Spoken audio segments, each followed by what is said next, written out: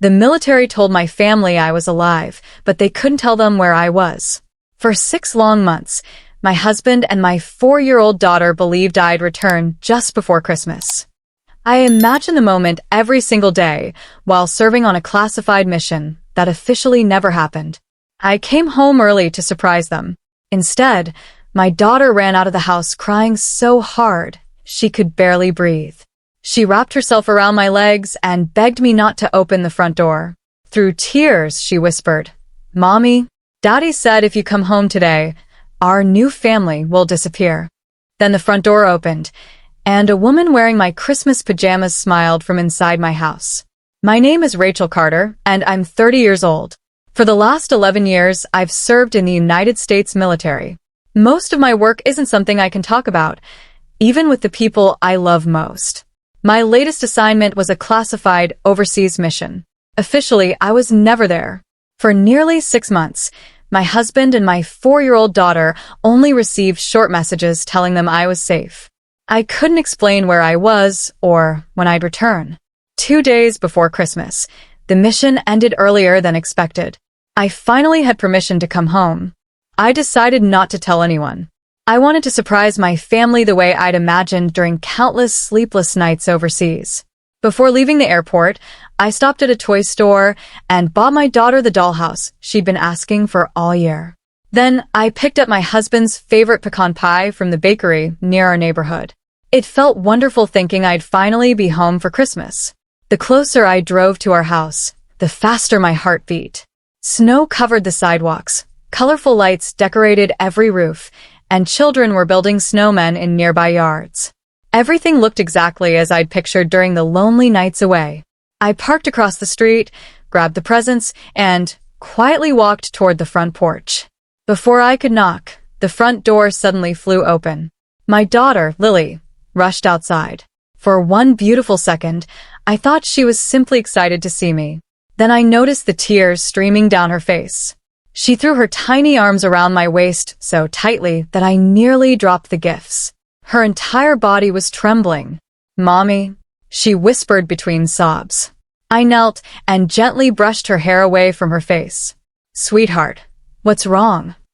She looked back toward the house with terrified eyes before grabbing my hand. "Please," she cried. "Don't go inside."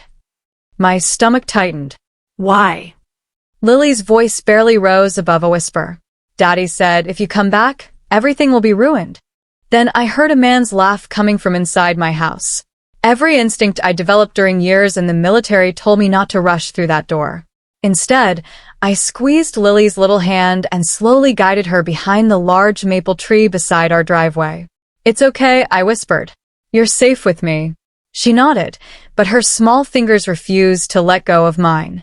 Keeping low, I walked toward the living room window and carefully looked through the narrow gap between the curtains. The sight made my heart stop. Our Christmas tree glowed in the corner exactly where we'd always placed it. Wrapped presents were stacked underneath. Christmas music drifted through the speakers, and the dining table was beautifully decorated for dinner. It looked like the perfect family celebration. Except I wasn't part of it. My husband, Daniel, stood near the fireplace smiling while talking with several relatives. Standing beside him was a woman I'd never seen before. She wasn't a guest standing awkwardly in the background. She belonged there. She was helping arrange plates, laughing with everyone, and accepting hugs as though she'd been living in my home for months. No one looked surprised to see her. No one looked uncomfortable. My own family photos still hung on the walls while another woman casually poured drinks in my kitchen. I quietly started recording everything with my phone.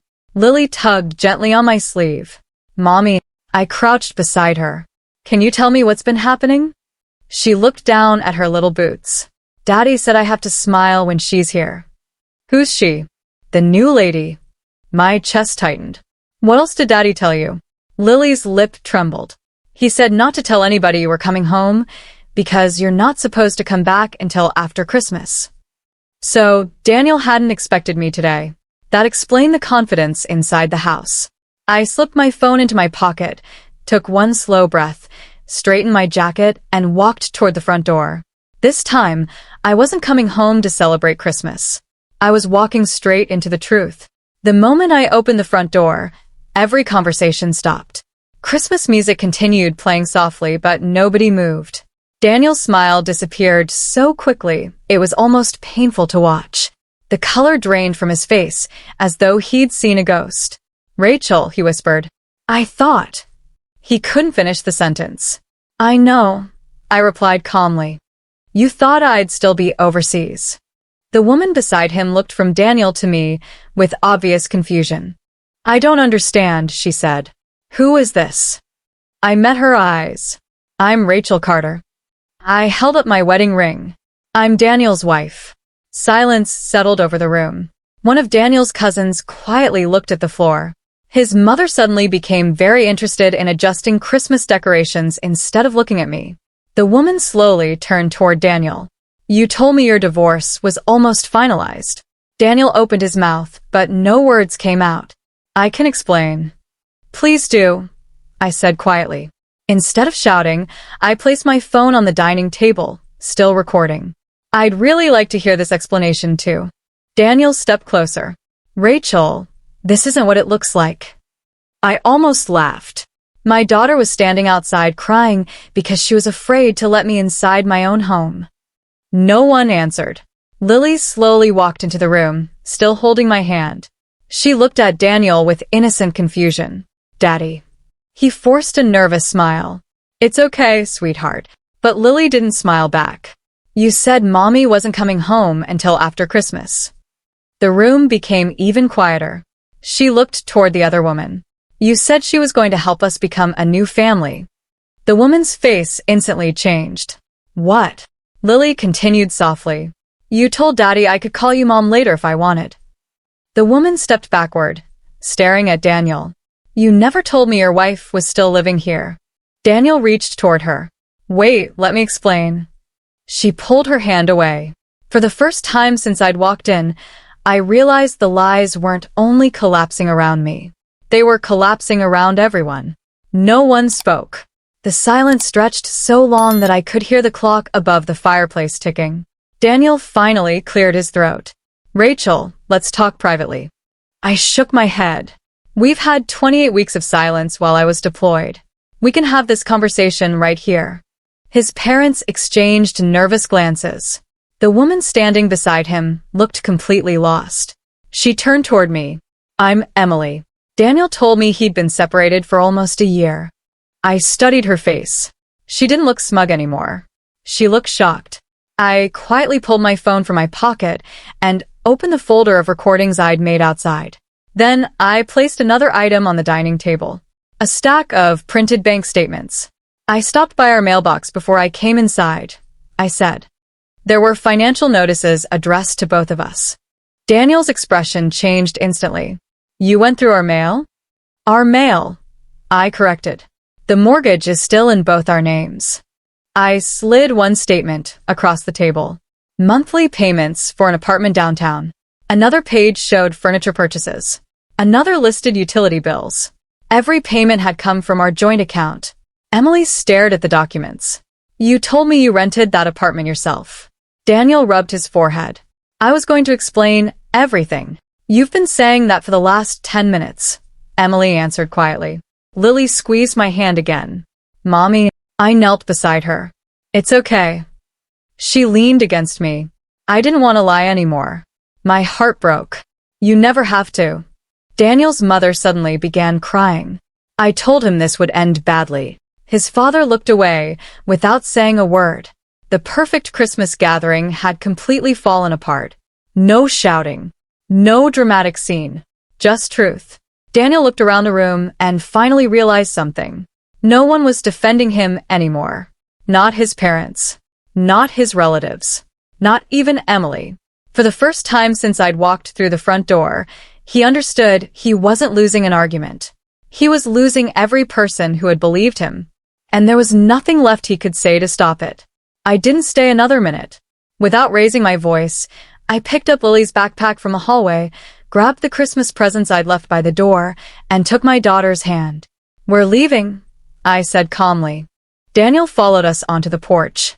"Rachel, please. Don't do this." I turned to face him. I didn't do this. For the first time since coming home, he had no answer. Lily climbed into the passenger seat while I buckled her safely inside. Before closing the door, she looked up at me. Are you mad at me? My heart shattered. I smiled and kissed her forehead. Sweetheart, you didn't do anything wrong. You told the truth, and I'm so proud of you. She wrapped her little arms around my neck. I missed you. I missed you too. I drove us to my closest friend's house, someone I'd trusted for years. She welcomed us without asking difficult questions and made sure Lily felt comfortable while I began making the calls I never imagined I'd have to make. Over the next several days, I spoke with professionals who guided me through every step ahead. I focused on protecting my daughter, organizing important documents, and creating a stable routine for her. I refused to let anger make my decisions. Meanwhile, the truth spread on its own. Several relatives reached out to apologize for staying silent. Emily contacted me as well. She explained she had ended all contact with Daniel the same evening because she hadn't known the truth about our marriage. On Christmas morning, Lily and I opened presents together in our temporary home.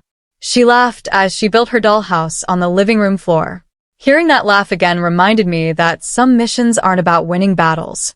Sometimes, success simply means protecting the person who needs you most. And that was the only mission that mattered now.